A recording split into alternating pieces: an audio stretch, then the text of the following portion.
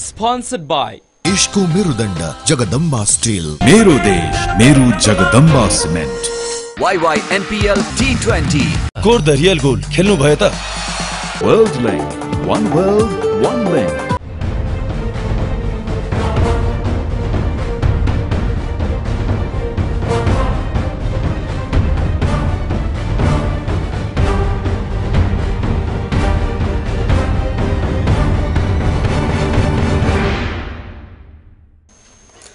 आदरणीय दर्शकवृन्द नमस्कार। कार्यक्रममा यहाँलाई स्वागत छ। म सुशील पाण्डे। संविधान निर्माण प्रक्रियामा आदिवासी जनजातिहरूले विभिन्न मागहरू राखे आफ्नो मागहरू पूरा गर्नको लागि दबावहरू पनि दिइरहनु भएको छ। संविधानमा आदिवासी जनजातिको मागहरूलाई कसरी सम्बोधन गर्नुपर्छ र यतिखेर विश्वमै हेर्दाखेरि आदिवासी जनजातिहरूको स्थिति कस्तो छ त भन्ने सम्बन्धमा आज हामी छलफल गर्दैछौँ। आजको कार्यक्रममा एकजना विदेशी अतिथि हामीसँग हुनुहुन्छ। उहाँ फिलिपिन्सबाट हुनुहुन्छ र उहाँ एसिया आदिवासीहरूको गठबन्धन एसिया इन्डिजिनियस पिपल्स प्याक्टका महासचिव तथा संयुक्त राष्ट्रसङ्घ अन्तर्गत आदिवासी जनजाति स्थायी मञ्चका सदस्य हुनुहुन्छ जोआन कार्लिङ। आज हामी भाषाको समस्याका कारणले नेपालीमा नभई अङ्ग्रेजीमा छलफल गर्नेछौँ। यसबाट दर्शक महानुभावहरूलाई असुविधा पुग्न गएमा म पहिले क्षमा प्रार्थी छु। म कार्यक्रम सुरु गर्छु मिस जोआन कार्लिङलाई। Welcome to the show miss Joanne. Thank you, and good evening to everyone as well. You are the Secretary General of Asia Indigenous Peoples Pact, yeah? What is about this AIPP? Okay, let me start by saying that Asia Indigenous Peoples Pact is the federation of indigenous organizations in 13 countries in Asia. We have 47 members, and that includes National Association of Indigenous Peoples, including here from Nepal. So we have for example, we have NEFIN, NGO Fonin, the women's organizations, the youth organizations as members of AIPP. We also have the biggest national network of indigenous peoples in Indonesia with millions of members. So what brings us together is our unity and solidarity to promote and protect and defend indigenous peoples' rights across Asia. So that means indigenous peoples in Asia should be able to enjoy their rights as indigenous peoples, especially at the grassroots level. When was it established? In 1988. It was established in 1988. That includes the new organization or the strong organizations of indigenous peoples during that time, including the organization where I come from, the Cordillera Peoples Alliance from the Philippines. Okay. You are from the Philippines? Yes, and I belong to the Kankanaey ethnic group. What kind of ethnic group is that? It's called Kankanaey, which we are the mountain people. Mountain people. So I am very much into the mountains, hiking, playing in the forests. What is the conditions of indigenous people in Philippines?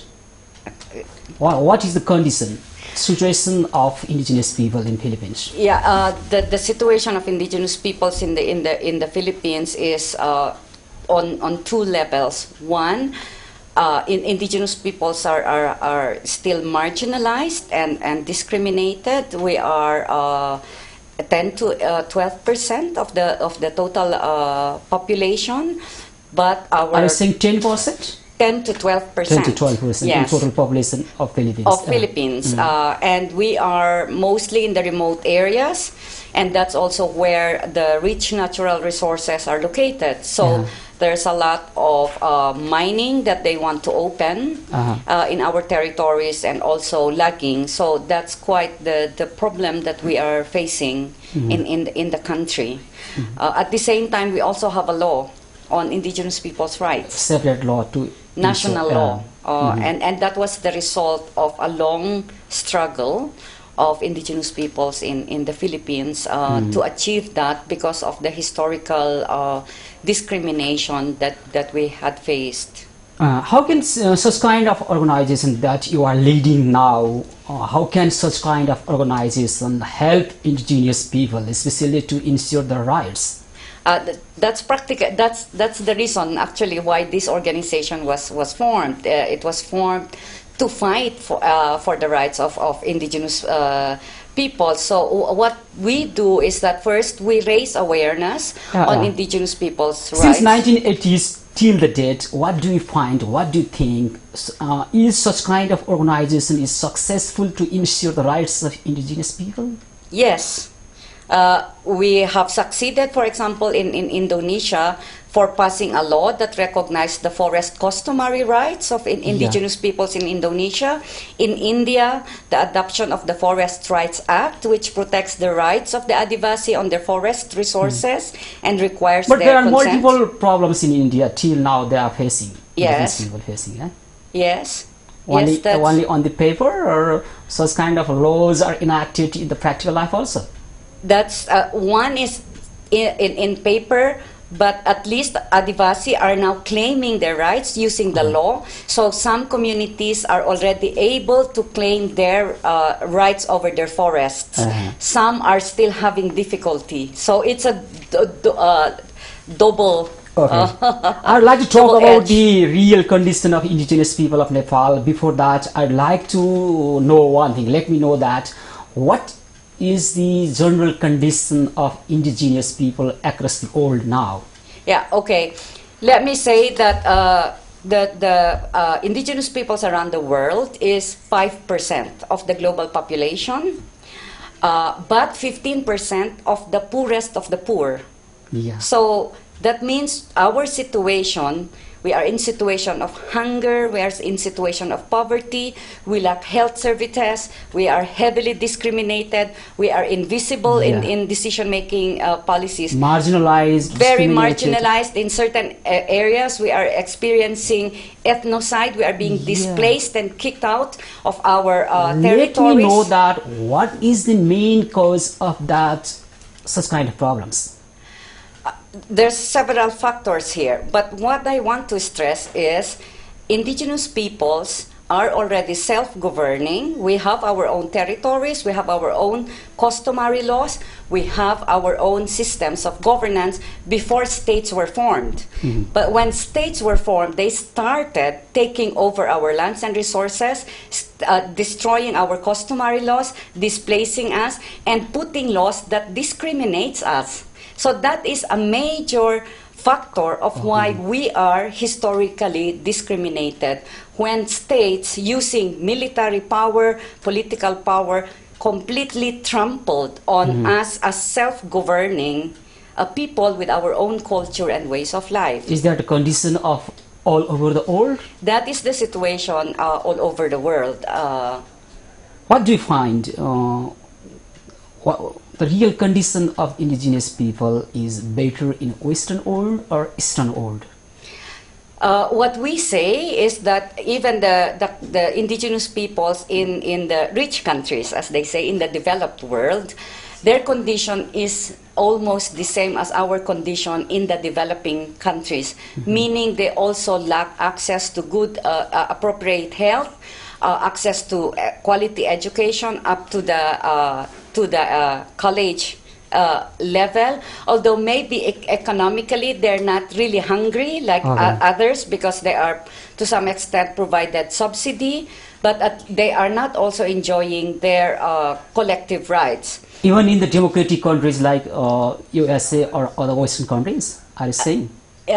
Some of them, right? Some of them, because they are in reserves, they call it reserves, no? So they are able to manage their lives in reserves.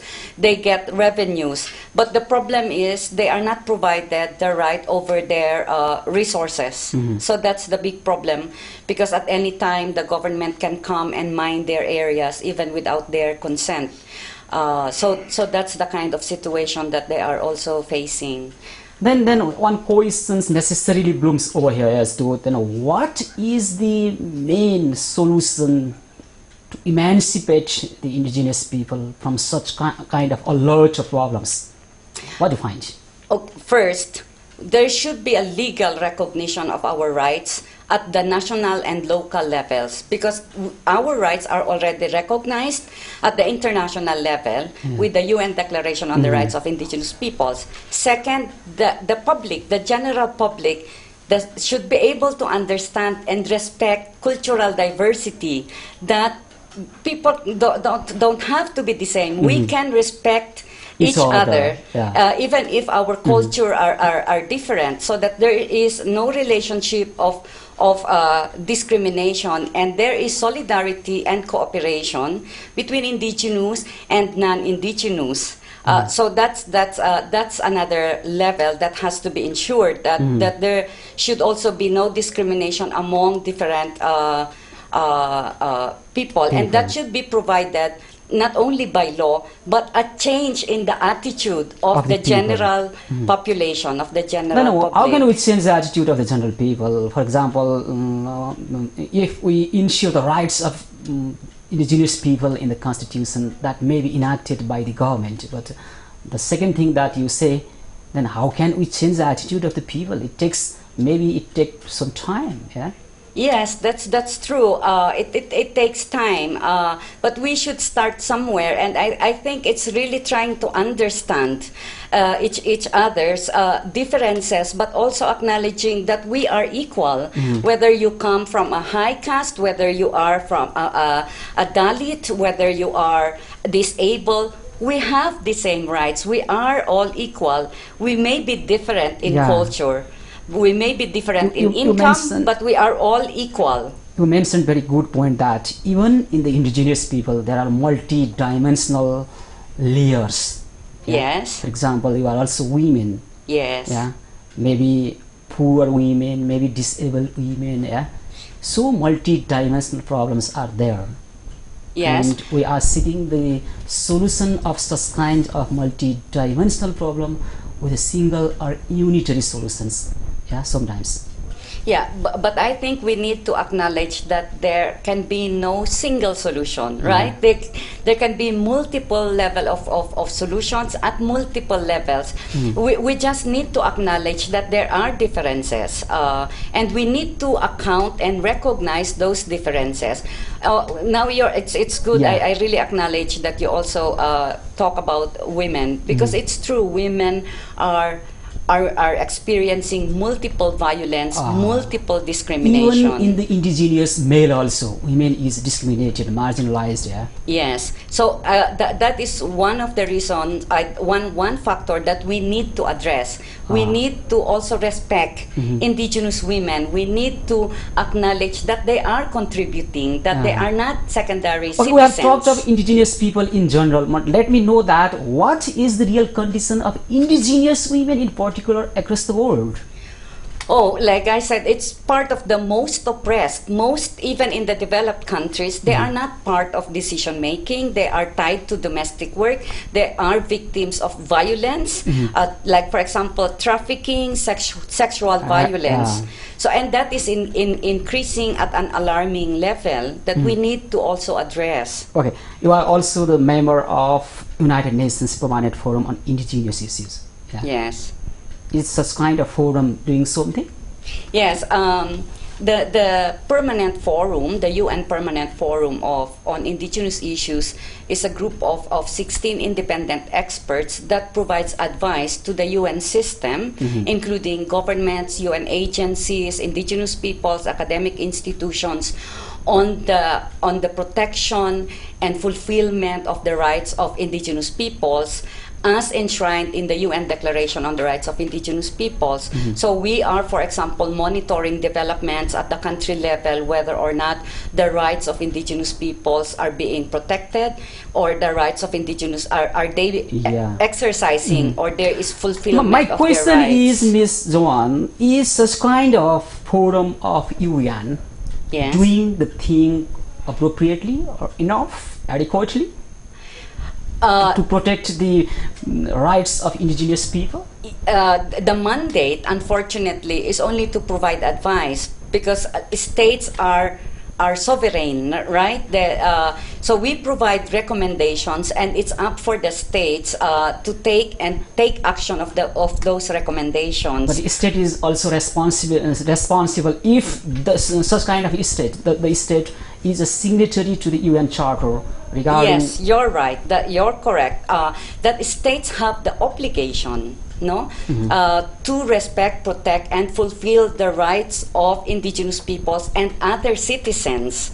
So we continue to remind them that they should uphold their obligation, particularly to indigenous peoples, because if they don't uphold their obligation, there will be more conflicts, there will be more discrimination, and our dignity as indigenous peoples are being undermined and weakened, and that is an issue of social injustice. Now you know that Nepal is trying to promulgate a new constitution. Yes. The country has already made public its first draft of the constitution. Yeah, I am aware of that. Yeah, and some quarters, especially indigenous people, have protested it, saying that it cannot ensure the rights of the indigenous people. Yes. Is that true? I think so. I had consultations with Adivasi leaders during my stay here, and it's clear that there's a gap in the draft constitution. There's a huge gap between the human rights obligations of the government to what is in the constitution. The government of Nepal is party to the Convention for the Elimination of Racial Discrimination. The provisions are not incorporated. They are party to the Convention ILO 169 on the rights of indigenous peoples. They have ratified the rights of women. They have ratified the rights of children. All of this should be incorporated in the constitution to ensure that there is dignity, equality, peace for everybody, regardless of sex, race, gender. So within the Constitution, there should be clear policies and measures to ensure that there is no discrimination. Whether you are Dalit, you are indigenous, you are Brahmin, or like that, no? But I've also asked to the people who are involving in drafting the constitution. They claim that our constitution is very inclusive, and participatory type of provisions are also mentioned there, and it may be useful, effective for the indigenous people also. They argue that. And let me know that against the backdrop of international practices, what Nepal is doing. Is it doing in the right direction to ensure the rights of indigenous people, or no? misleading Unfortunately, it's going the wrong direction.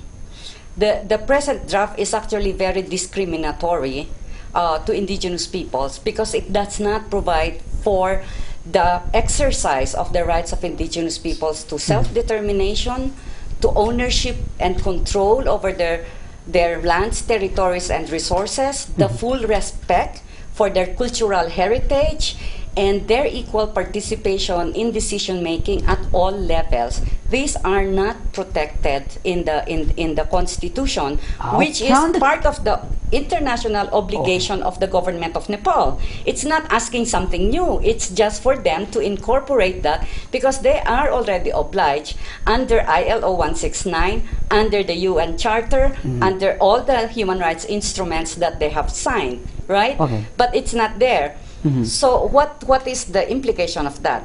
There's going to be more conflict. That is going to really be the then serious consequence of this. What is your suggestion now? Nepal is promulgating new constitution now, and your suggestions may be useful for Nepali leaders. I think because the new set of constituent assembly members are supposed to take off from the interim constitution. The interim constitution actually already have those rights of indigenous peoples.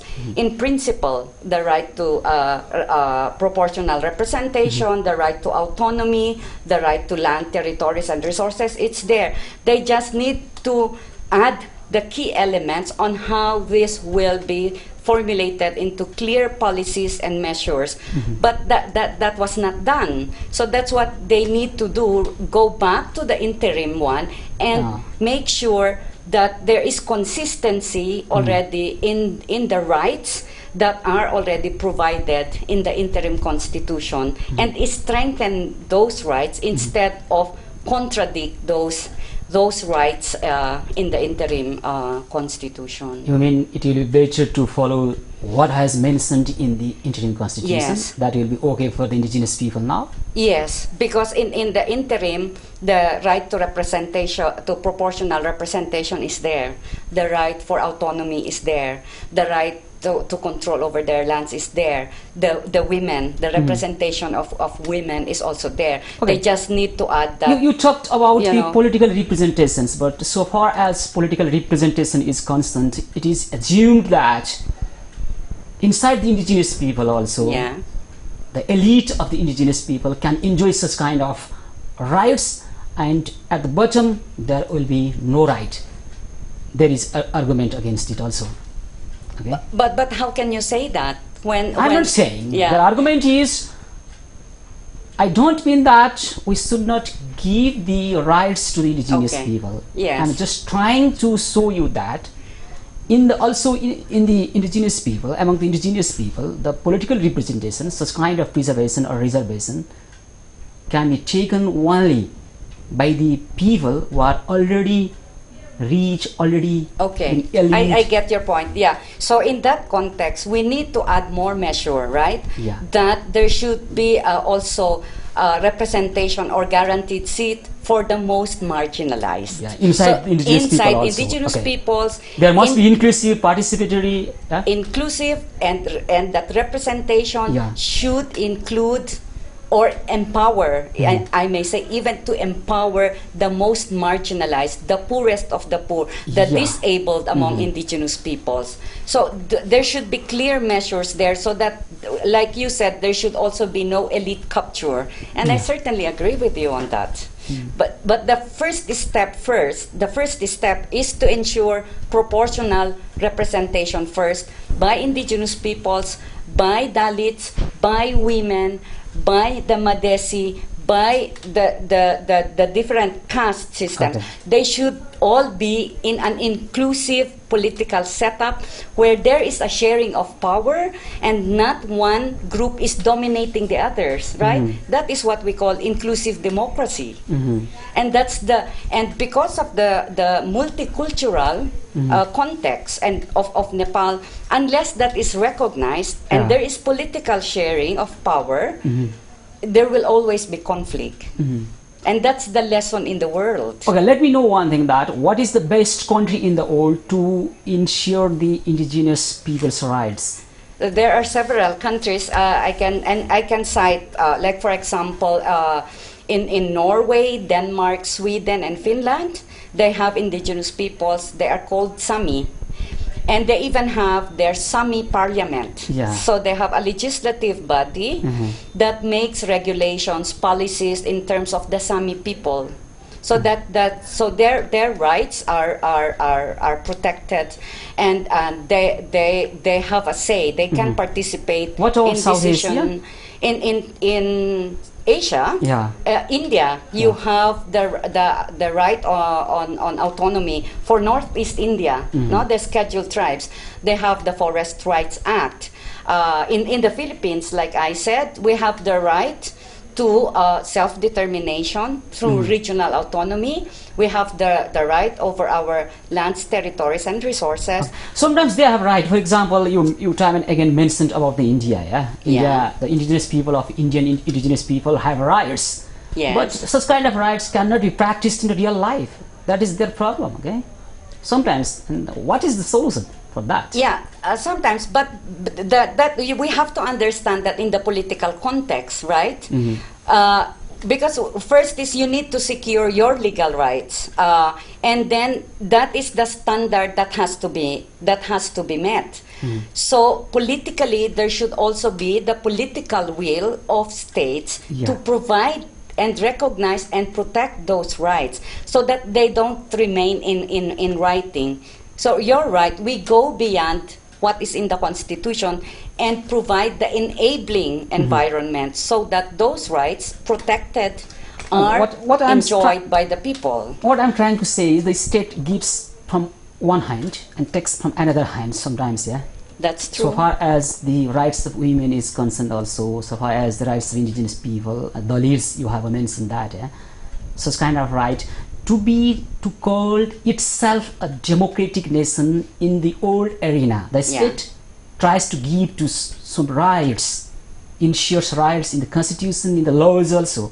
But so far as practice is concerned, there is no implementation of such kind of rights. That is the problem also, okay? Yeah. So there are two things that I want to say. One is that we need an enlightened citizens. The social movement should be able, they have the power to recall governments if their rights are being violated. Because at the end of the day, power should be in the people.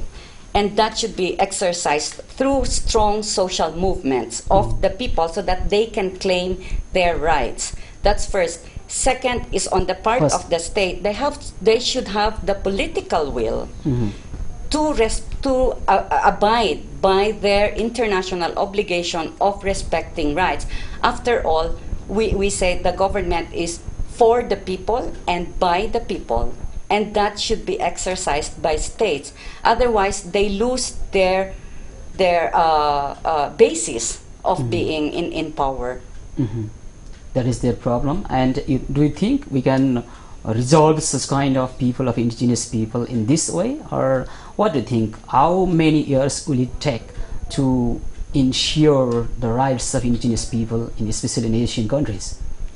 I think that's the challenge that we are facing. That's why on our part, we continue to organize, build the capacity of indigenous peoples, engage with states for them to respect the rights of indigenous people. So all efforts should come from all directions, from indigenous peoples ourselves to strengthen our unity and our solidarity, to claim our rights, on the part of the state to abide by their obligation, on the part of the rest to also respect our rights, and have respect non-discrimination. Yeah, but Ms. Joan, if the problem is the same, it means that the efforts are not enough. It may be from the side of indigenous people, it may be from the side of other people, okay, or maybe government of international efforts. Where is the lack for not ensuring the rights to the indigenous people? Like I said, this is very contextualized. It depends on the country context. Because in countries where there are strong movements of indigenous Let me know peoples, that about Nepal. You know about Nepal very well. Yeah, okay. So that's Which what part I'm saying. is very weak? For example, I'd like to remind you that indigenous people are struggling, hitting the street, and what should they do? What is the suggestion to indigenous people to incorporate their rights in the newly constructed the indigenous peoples of Nepal should come together, strengthen their movements, go to the streets, demand to the government. They should take to the streets, have legitimate protests, sustain their go to action. the street or go to the some to discussion the parliament. forum? The same. They need to talk. Assembly. They need to engage with and also to get the public attention, to get the attention of the global community. The global community should also know what's happening here in Nepal, so that the other, like us, indigenous peoples in other countries, can also provide our support. And the states in different countries can also remind the government of Nepal to abide by their obligation as member of the UN, that they have the obligation to respect the rights of indigenous peoples and other marginalized sectors. So that is really very much needed now, that we need to get our acts together, we need to engage with the political parties, we need to engage with the Constituent Assembly and the general public. What do you think if I say that Nepali indigenous people also have failed to make others understand what their real problem is and how can ensure their rights?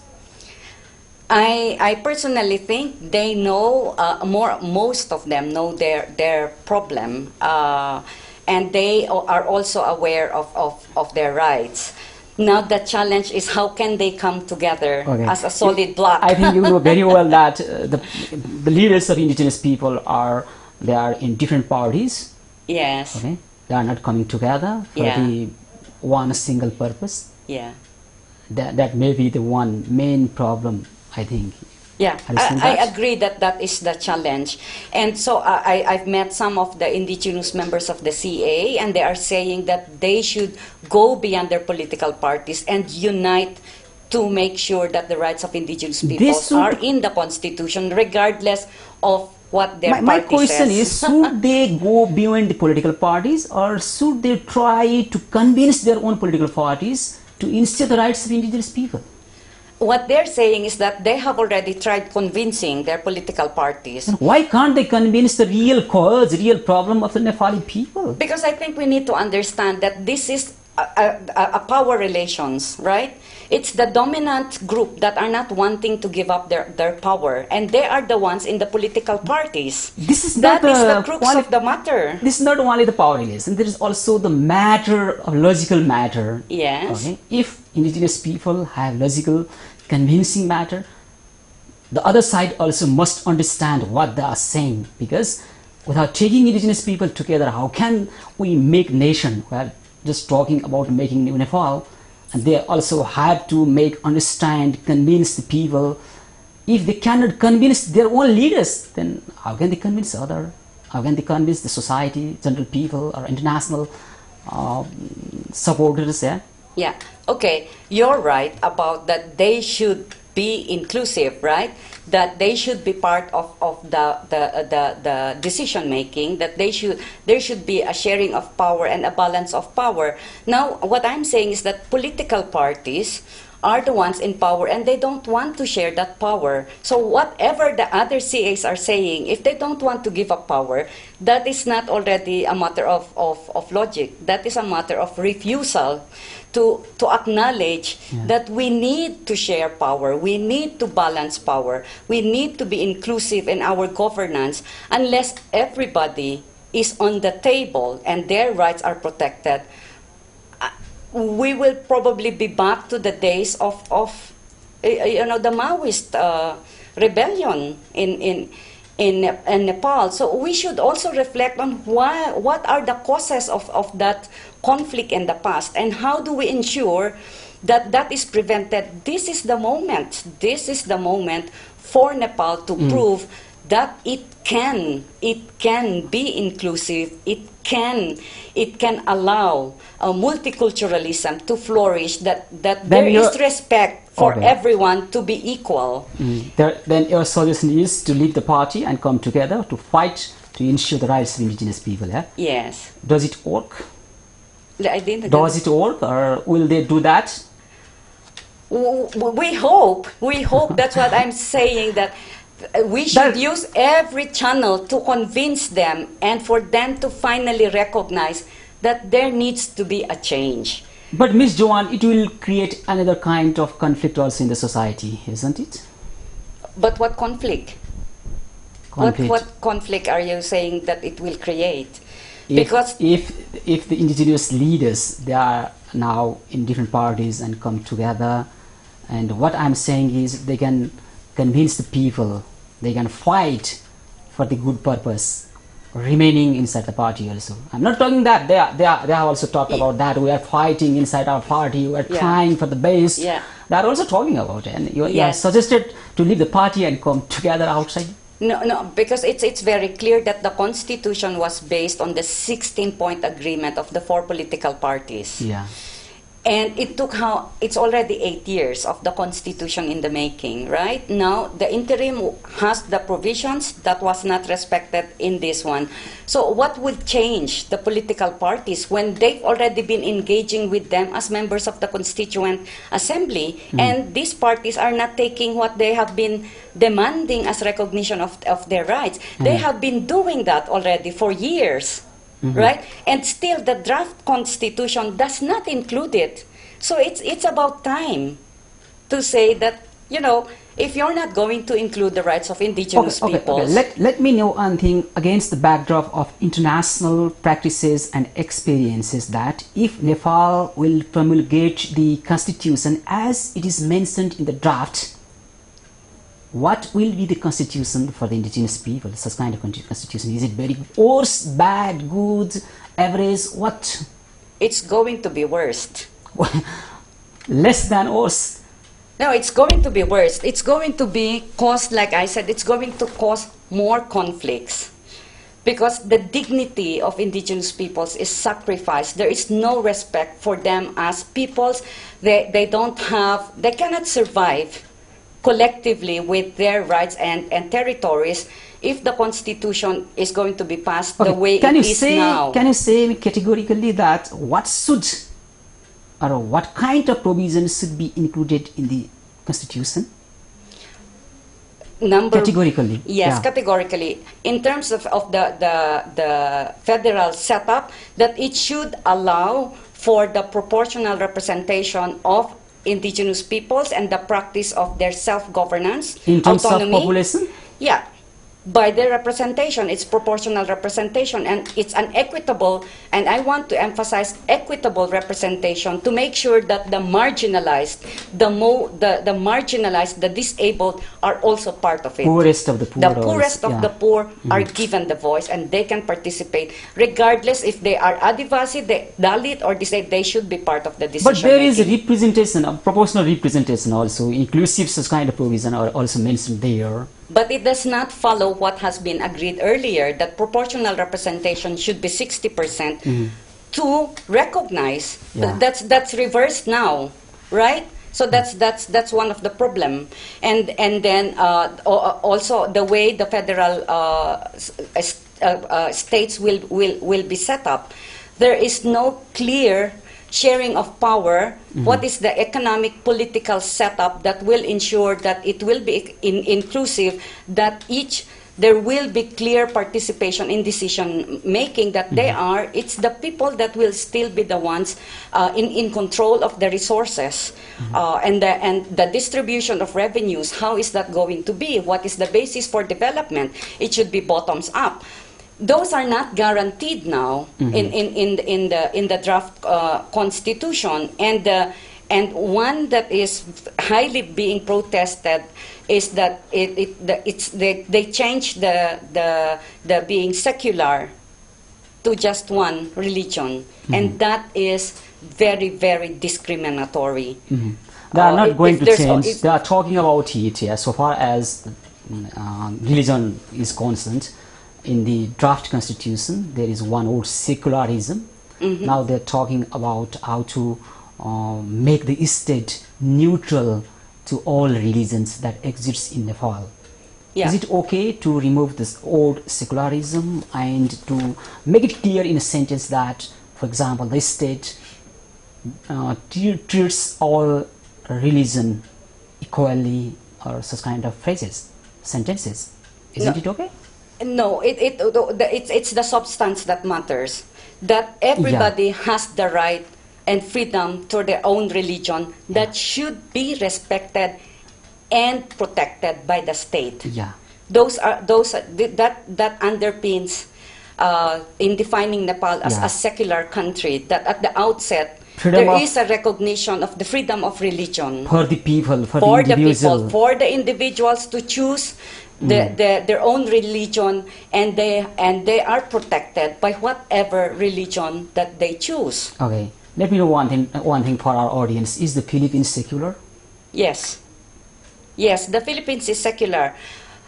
90% of the population is Catholic. I am a Protestant, and we are not restricted at all to practice our religion as Protestant. The Muslims are also able to practice their own religion without any sanction, without any regulation. So we are a secular country, and these are the main religions. We have Muslim, we have Christians, we have Catholics, we have Iglesia. There's so many religions, and we can practice. We can set up our church. We have the right to do our worship. So that is provided by law and by practice. But people who are in favor against the secularism in Nepal, they also say that in Nepal such kind of rights are already practiced here. For example, every religion can make organization, okay, can pray in public and do follow their rituals, they argue. Yeah. So if that is practiced, then why can't the Constitution protect it? Then the Constitution should protect that practice, right? What is the need of again? What is the need of what is the need of protecting again and again if that is already protected? They are good at. Protected by what? Because there is also the practice. danger that one group will impose his or her religion to others. So you need a law that should protect the freedom of religion. Okay, Miss Joan, you know very well that Nepal was hit by a massive earthquake of 25. Yeah. Okay, and according to the data, most of the affected people were also more than 70% among the affected were indigenous people. What do you think? What is the main cause of that? Yeah, first let me express my solidarity to all the victims of this tragic incident here in Nepal. And I think the reason why 70% of the victims are indigenous, because it's indigenous peoples that are in the epicenters, no, the centers, and we know that 37% of the population are indigenous and marginalized, and they are the ones in these areas. That's why there's a high rate of casualty among indigenous peoples, and there's also a lot on indigenous women and children, and a lot of them became disabled. So there needs to be a concerted effort to provide all the necessary assistance to all these victims. Ms. Joan, we are at the end of the program, likely to end the program. Let me know that. Then how can we ensure the rights of the problem? How can we resolve the problems of indigenous people? Okay, and I would like to again repeat that even in indigenous people, the problem is not a single. There is multi-dimensional problem. Okay. Yes. And what may be the formula, to resolve such kind of multi-dimensional problem? I'm not talking about only Nepal.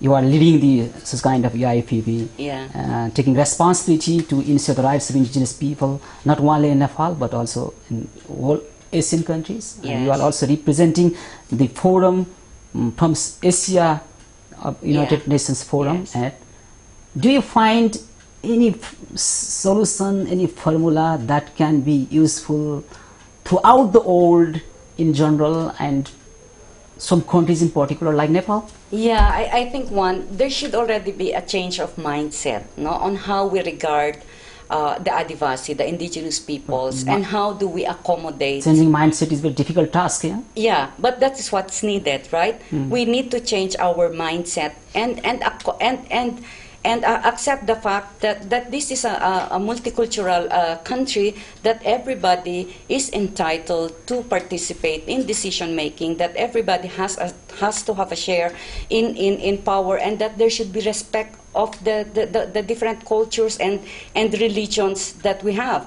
So we need to provide the enabling environments politically, so we need to provide that in the Constitution, legally, politically by the political system that allows power sharing, legally through the Constitution, socially by addressing the discriminatory behaviors of others. So that is the kind of things we need to treat it in multiple fashion as well, multiple approach. There is we cannot just pinpoint one, but there should be from the legal, political, economic, and social aspect that we need to address. But generally, what we saw is the people who are fighting for the rights of the indigenous people, they are only laying emphasis only on how to make such kind of constitution or legal provision, only ensuring the rights of the people. They are leaving other aspects, as you said. Am I right? Yeah, but I think because the situation now is that you are developing your constitution, and the constitution will be the rule of the land. It will govern the whole society in the next generations. Yeah. That's why it's important to secure it. So okay, to secure my question is the why they are not paying attention, as you said that we have also pay attention to the social aspects, other aspects of the society, instead of only ensuring the rights in the constitution.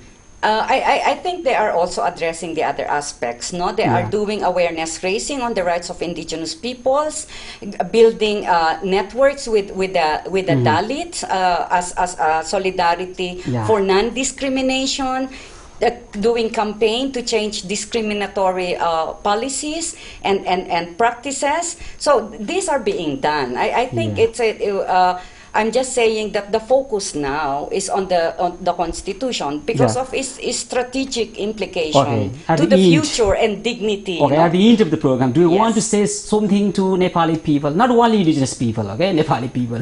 Yes, I want to appeal to all the Nepali people that this is the chance of the Nepali people to come together to make a history itself, to break away from the history of conflict in the past by ensuring that this time there's going to be a change in the political system and the economic, social, by ensuring that there is a sharing and balancing of power, political power and economic power, and allowing to make inclusive democracy a practice, a daily thing for the people of Nepal. That whether you are Janajati, you are a Madesi, you are a Dalit, that we are all equal and we need to be part of the decision making at the national level and all levels and in all government affairs. That is the kind of change that is needed now, and I think everybody agrees that that will allow everybody to be part of this nation building that is inclusive, that there is equity, there is equality, there is freedom, and there is dignity for all. Okay, Ms. Joan, may your wish be your rest and fulfilled. Thank you very much for giving us time, your logic, your suggestions, and your presence. Thank you very much, and again, good evening to everyone, and I hope the conversation today is something that everybody can reflect on, and I hope that the Constitution will finally embrace indigenous peoples and other groups to be part of Nepal. Okay, thank you very much. दर्शक आज हामीले छलफल गर्यौं एसिया आदिवासीहरूको गठबन्धन एसिया indigenous people प्याक्टका महासचिव तथा संयुक्त राष्ट्र संघ अन्तर्गत आदिवासी जनजाति स्थायी मञ्चका सदस्य जोआन कार्लिङसँग विशेष गरी उहाँले नेपालका आदिवासी जनजातिहरूले अहिले संविधान निर्माणमा जे जस्तो सुझावहरू दिइरहनु भएको छ त्यो सुझावलाई अहिले सम्बोधन गरेर जाँदा भविष्यमा त्यसले जुन खालको एउटा द्वन्द्व सिर्जना गर्ने सम्भावना रहन्छ त्यसलाई न्यूनीकरण गर्न सकिन्छ र अहिले बेलैमा सम्बोधन गरे भने आदिवासी जनजातिले पनि आफ्ना अधिकारहरू पाउनुभयो भने राष्ट्र निर्माणमा अझै सहयोग पुग्छ भन्ने कोणबाट आफ्नो सुझावहरू र उहाँको भनाइ राख्नुभयो। उहाँलाई धन्यवाद दिँदै आज हामीले विशेष गरी अंग्रेजीमा छलफल गर्यौं। यसको लागि कोही दर्शकहरूलाई असुविधा पुग्न गएकोमा म पुनः क्षमा प्रार्थी हुँदै तपाईहरुबाट बिदा हुन्छु। कार्यक्रमको समय सकिएको छ। हस्त नमस्कार। Sponsored by देश को मेरुदण्ड जगदम्बा स्टील, मेरो देश मेरो जगदम्बा सिमेन्ट, YYNPL T20 गोर्ध रियल गोल खेल्नु भयो त? World land, one world, one link.